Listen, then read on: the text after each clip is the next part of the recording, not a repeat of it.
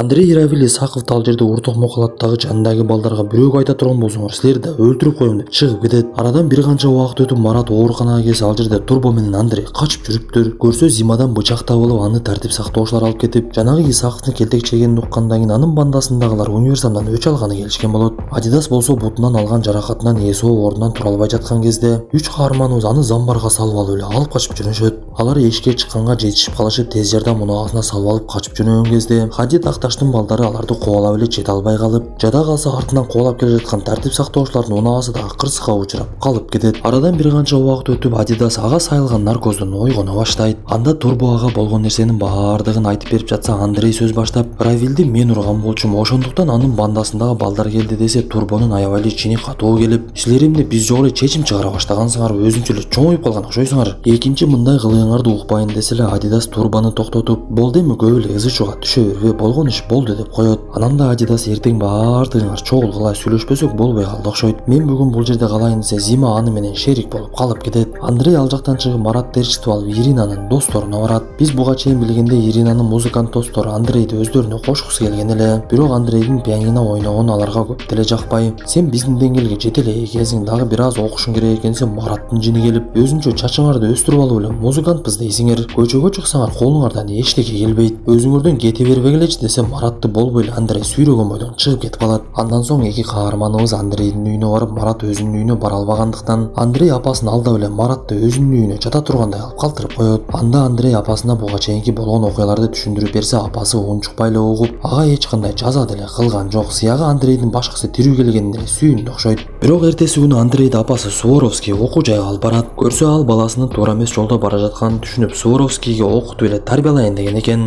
Бирок бул нерсеге дагы Андрейдин жообу даяр болчу. Аны окууга кабыл алып жаткан аскер башчылардын биринин алдына келген Андрей: азыр жоокерликке окугандын деле пайдасы жок деп уктум. Эми согуш деле болчу да эмес, анткени менин Афганистандан бир досум келди. Анын айтымы боюнча аскер башчылар былчыйып эле тамак жеп отура берет экенсиңер. Сиздин деле бетиңиз топ-томолок экен, демек сиз дагы алардын бирөөсүз десе, Андрейди ошол жерде эле чыгарып жиберет. Бул убакта Айгүлгө келген Маратты Айгүл да кабыл алгысы келбей коет. Анткени Айгүлдүн Маратка жини келип, сен каалаган убакта пайда болуп каласың, кааласаң жок болуп кетесиң. Ортодогу мамиле андай болбойт да десе, Марат баардыгын түшүндүрүп берсе дагы Айгүлдүн жини келип, бар кетчи деп эле кетип калат. Эртеси күнү универсамдын балдарынын баардыгы чогулуп, алар Кащейди чакырып, балдак менен басып калган Вова алдыга чыгып Кащейге: биз эми сени тааныбайбыз, сенин биз үчүн кадыр баркың жок, анткени сен жөнүндө биз чындыкты билдик. Сен Хадид Акташтын балдарына барып Ералаштын маселесин чечпепсиң го. Сен барганда алар сага арак куюп берип койсо эле, Ералаш жөнүндө айтпай эле баса берипсиң. Турушуң менен анча эмес экенсиң десе, Кащей бир маалда эле сөзүн баштады: сен бирөөдөн бир сөздү угуп алып эле мени ушунча баланын алдында саткын дегиң барбы?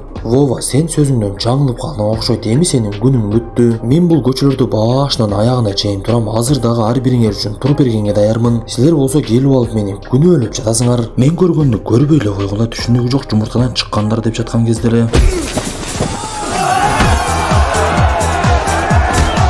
балдар топтолуп келген чоңдордун баардыгын уртокмо калышат да, канжалап олтуруп калган Кащейдин жанына Вова келип: бизге түрмөнүн түшүнүгүн таңуулабайлы кой, бул деген көчө болот, биз көчөнүн балдарыбыз деп эле кыйкыра башташат.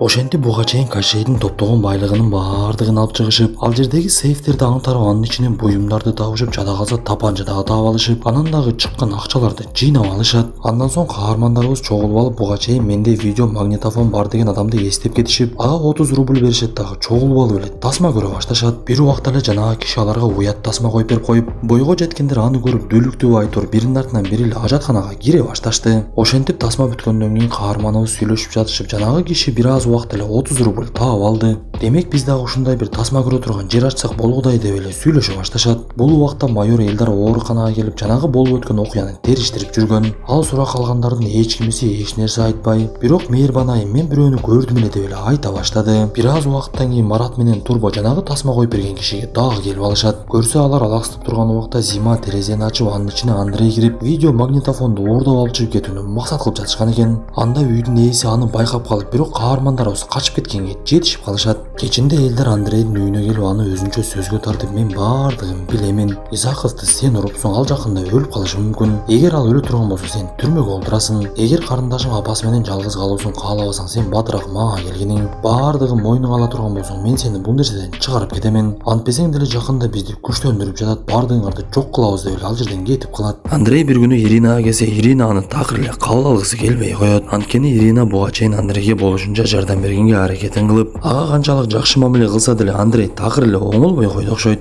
Анда Андрей Исаковду эмнеге ургандыгын баардыгын түшүндүрүп берсе болбой эле Ирина жинегеле бергендиктен Андрей тескери карап чыгып кетет дагы терезесинин бирин сындырып салат. Кечинде болсо Марат үйүнө келип атасына бардык чындыкты айтып берди. Мугалимдин баш кийимин эмнеге урдагандыгын дагы айтып берсе болбой эле атасы аны кечиргиси келбей, менин баламдын оору болуп чоңоюшун каалабаймын. Сен мындан кийин башка мектепте окуйсуң, азыр окуп жаткан мектебиңдин документтериңди ал дагы башка жака тапшыргының. Мен түшүндүм, сен досуң менен апасына жардам бергиң келиптир. Бирок мындан кийин бул нерселерин укпайын деп эле Маратка эскертүү берет. Күндөрдүн биринде Андрейдин апасы Светлана мектепке келип, Андрейдин сабакка эмне үчүн келбей жаткандыгын түшүндүрөйүн деп завучка кирип калса, завуч андан баш кийим тууралуу сурап, баш кийимге коюп койгон белгисин дагы көрсөтөт. Ошондо Светлана баш кийимдин уурдалганын түшүнүп, эмне кылышын эле билбей калды окшойт. Ошентип Светлана бул окуядан кийин түшүнүксүз нерселерди кыла баштап, аны жиндикканага алып кетишип, Андрей карындашы Юля экөө эле калып калат. Бул убакта Марат Айгүлгө барып ага жагдайды түшүндүрүп кечирим сураганга аракет кылып жүргөн. Бирок Айгүл катуу тарынган тура аны менен такыр эле сүйлөшкүсү келбей койду. Күндөрдүн биринде Адидас Хади Такташтын чоңдоруна келип, силер биздин Ералашты өлтүрүп койдуңар, биз дагы силердин Исаковуңарды өтө эле катуу сабап койдук. Ошондуктан бир болдук окшойт, эми урушпай талашпай кечиришип жашайлы. Макулсуңарбы десе, Хади Такташтын чоңдору бизде бир баланын курткасын жыртып салыпсыңар, ошону төлөп берсеңер макулбуз деп. Адидас ал нерсеге дагы көнүп кол алышып, ошол жерден ынтымакка келишти окшойт. Андан соң Вова эки каарманыбызды алар уурулук кылган дүкөнгө алып келип, уурдаган нерсеси үчүн акчасын кайтарып берип, алардан кечирим сурап, анан да дүкөндүн бир бөлмөсүн ижарага ала башташат. Көрсө алар буга чейин уурдап кеткен видео магнитофон менен бизнести баштайын деп чечишкен экен. Ошондуктан жанагы бөлмөнү тазалап эле тасма көргөнгө ылайыктай башташты. Андрей тартип сактоочулардын кеңсесинде учетто болгондуктан ал жерге кол койгону келип, Иринага жолукса ал Андрейге көңүл бурбай эле шашылып кетип калат. Көрсө ал күнү Иринанын туулган күнү экен эле. Анда Андрей Юляны алып алып эле Иринанын артынан шашылып жөнөдү. Бул убакта Адидас жатаканалардын биринде бир кызды күтүп жаткан. Көрсө ал бутунан жаракат алып ооруканада жаткан кезде Наташа деген дарыгер кызды көрүп аны сүйүп калган окшойт. Ошондуктан ага белек көтөрүп алып эле берейин деп келип калган экен. Бирок ал кыз Вованын ал жерге келип алганына аябай эле таң калып, Адидастын берген белегин Наташа албай коет. Эң кызыгы Вова колготки көтөрүп келген экен. Анда Адидас эмне десе дагы Наташа эч бир сөзүнө көнбөй, Вова жанагы белекти ал жердеги кайтарып олтурган эжеге берет дагы кетип калат. Бул убакта Андрей Иринанын кайсы кафеге киргенин көрүп, анын артынан кирип, карындашын бир жерге олтургузуп коет дагы Иринага билгизбей эле балмуздак алып берип, кафенин музыканттары ырырдаган жерге чыгып алып эле Иринага карап ырдай баштады. Бир кезде эле ал жерде музыкант болуп иштеген Иринанын досторунун бири чыгып кызганып кетти байтор. Андрейдин алдына музыкалык аспаптарды алып эле ырын токтото баштады. Анда жинегелген Андрей аны бастырып жиберип, ортодо мушташ чыгып, башкалар аны бөлүштүрүп калган кезде Андрейди Ирина алып эле ал жерден кетип калышат. Марат бир күнү Айгүл окуган мектепке которулганы келип калат. Анда буга чейин кечиргиси келбей жүргөн Айгүл Мараттын артынан ээрчип аны менен сүйлөшкүсү келип, ага өзүнүн бир олуттуу маселесин айтты. Көрсө сыртта унаада олтурган бала көптөн бери Айгүлдүн артынан ээрчип жүргөн экен. Ал өзүнүн жашы чоңдугуна карабай эле Айгүлгө тийише бергендиктен Айгүл бул тууралуу Маратка айтып, Марат барып анын унаасынын күзгүсүн сындыра тээп экөө уруша кетишип, мугалимдер чыгып ажыратып калып, Мараттын мурду дагы канап кетет. Айгүл Мараттын бул кылган иши үчүн кечирип, ага аябай эле ыраазы болду окшойт. Ошентип эки каарманыбыздын сүйүүсү кайрадан жанданып, экөөнүн мамилеси оңолуп, кээ бир учурда Айгүл Маратка келип, алар тасма койгон жерге жардам бере баштайт. Адидас болсо тасмадан түшкөн акчаны адилеттүүлүк кылып ортого салып, универсамдын балдарына жашына карап эле баардыгына тең бөлүп берип турат. Марат болсо Айгүлдүн мектебине өткөндөн кийин экөө такыр эле бири-биринен үзүлбөй, жада калса бири-биринин эриндерин суулап дагы жатышты.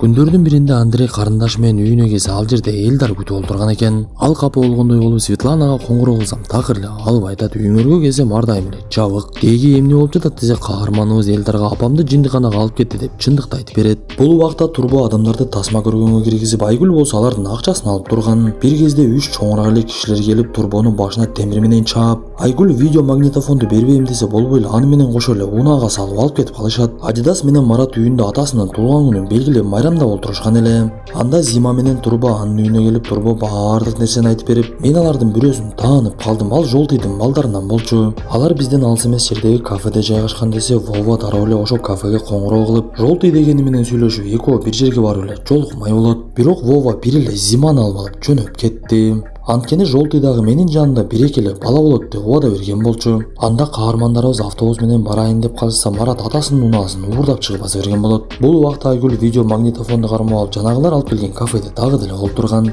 Адидас келип жанагы Жолтый деген балага жолукса, ал дароо эле Кощейди сурап, Адидас ага жооп кылып, Кощей биз үчүн эч ким эмес, эми мен менен сүйлөшөсүң. Маселеге өтөлү десе эле ал жерге Жолтыйдын балдары топтолуп эле келип калышат. Бирок алардын саны өтө көп болгондуктан каармандарыбыздын тез эле бети башын канжалатып салышты. Вованын жанына келген Жолтый, силер өтө эле туура эмес иш кылып жатасыңар. Жакшынакай ишкерлик менен алек болуп жаткан адамдын видео магнитофонун уурдап кеттиңер. Ал адам кирешесинен бизге акча чыгарып берип турчу. Ошондуктан эми видео магнитофон дагы биздики, силер иштеп жаткан жайды дагы өзүбүзгө алабыз. Анан дагы кеткен убактыбыз үчүн 300 рубль төлөп бересиң. Сен акчаны алып келчиңде унааңды биз алып алабыз деп, анан дагы тизелеп менден кечирим сура деп коркута баштайт. Бирок Адидас бул нерсени такыр аткарбай койгон кезде Маратты ал жерге алып келип, бычакты алып туруп анын кулагын кесе башташты. Анда айласы кеткен Вова инисине боор уруп Жолтыйдан кечирим сурайт.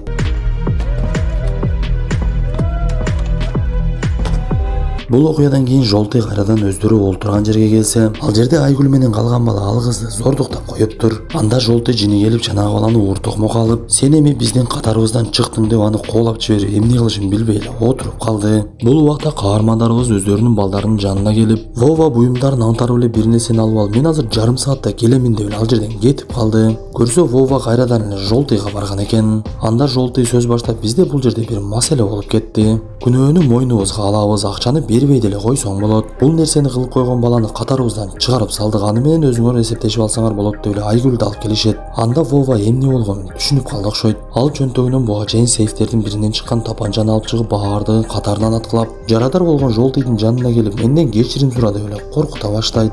Анда Жолтый кечирим суроодон баш тартса, тапанчаны Вова ага такап атып салат дагы Айгүлдү ал жерден алып алып эле кетип калды.